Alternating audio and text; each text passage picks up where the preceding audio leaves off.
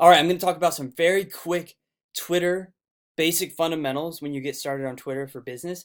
Now, the first thing you want to be aware of, and this is so obvious, but to some people, it might not be. So, when you actually follow somebody, you're going to see their tweets appear on your home timeline. So, your home timeline is where you see the tweets of the people that you follow. All right, so you just got to go over here, click home, and I'm on a desktop, all right? Desktop, not a mobile phone, but like a laptop or a desktop, a computer. This is what your Twitter is going to look like. So that's the first thing is when you click to follow somebody, I'll show you how to do that too. Let me go to an account here because the tweets you see on my timeline are people I already follow, all right? So let me show you an account that I do not follow, all right? So maybe I click on this guy, Stephen Wallace in England. If I want to follow him, all I got to do is click this button, follow. Now, something to be aware of for marketers especially and networkers is if there's a mutual following, meaning you follow him and he follows you back, you can then send direct messages to one another.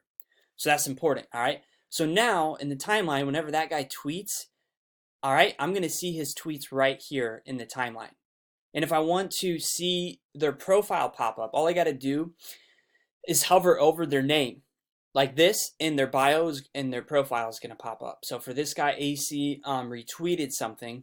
All right, so then if I want to click his account to go there, I can send him a message by clicking this mail icon right here.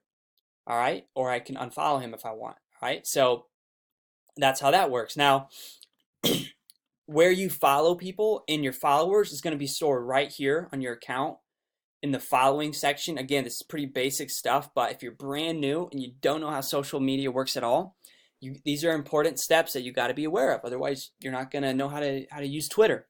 All right, so I just clicked to follow that new person, Stephen Wallace. Now he's right here on my following list. So this is a list of people that I follow. All right, now if you want to go through and organize them, unfollow, follow, whatever, you can hold down the J tab, the J key, and the K, a key on your computer. So it's going to go up and down. That's all you got to press, and you can manage your followers that way. Now these are people that follow me.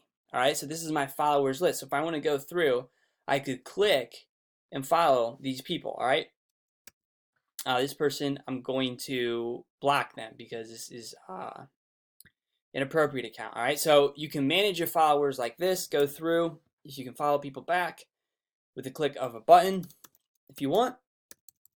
And that's that. All right, now something else to be aware of is in your privacy settings. All right, you got to click more. So click the more under your profile. All right, I'm going to show you how to manage your messages. You want to click settings and privacy and go to privacy and safety. It's under direct messages. You can select this box to be able to receive direct messages from anyone on Twitter, even if you don't follow them. So if you want that ticked, tick the box. I do because I'm a networker, I'm a marketer. So when someone messages me, maybe they're pitching me, maybe they have a question, right? I'm going to receive their message.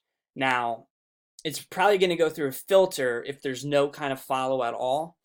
Like if they don't follow me and I don't follow them, it'll probably go through a filter, which is shown in your messages. All right, I'm not going to click because I don't want to show my private messages publicly. But if you click messages here, all right, you'll see that there's another folder that has, it's like a filtered folder.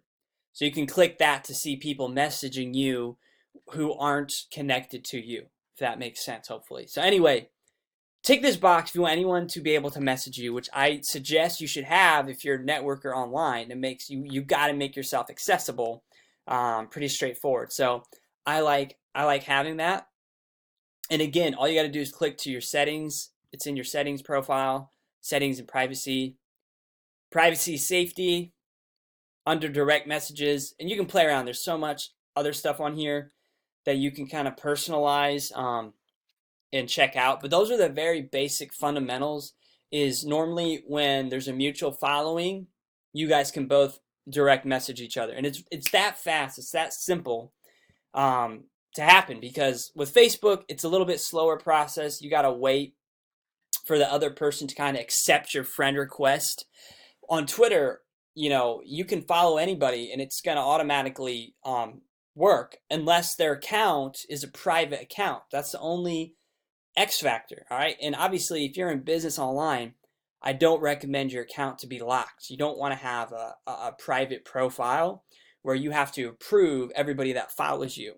Most people's accounts are just public, but sometimes you'll find people's accounts that are private. All right. But anyway, the last thing you want to do is make sure you got a timeline, your personal timeline filled with tweets, filled with content. All right. Going out all the time. I recommend quotes, videos, all kinds of content that's going to help draw in your perfect prospect. All right, I share a lot of YouTube videos. I do an occasional retweet. I retweet a lot of my clients. So some of these people you see are my clients that I tweet for.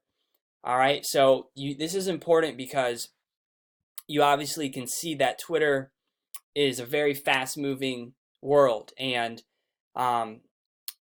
in order to stand out, you need to have content going out on a 24/7 basis. Otherwise, it's hard to stand out. It's very fast. The lifetime of a tweet is a lot less than your average Facebook post.